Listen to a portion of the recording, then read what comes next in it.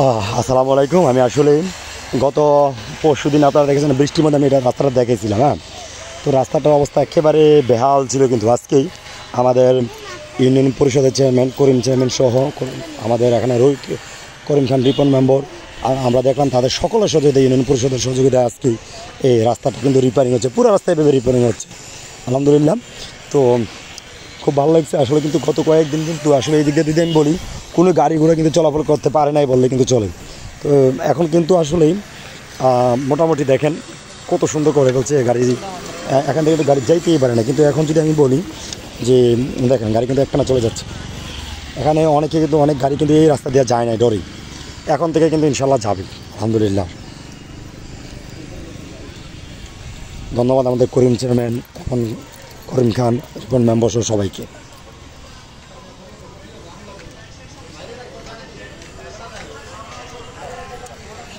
আমাদের বাক্সমুখ চৌমনির থেকে যে রাস্তার বেহাল দশা ছিল ঠিক হলো, এটা রিপেয়ারিং হয়েছে। ধন্যবাদ।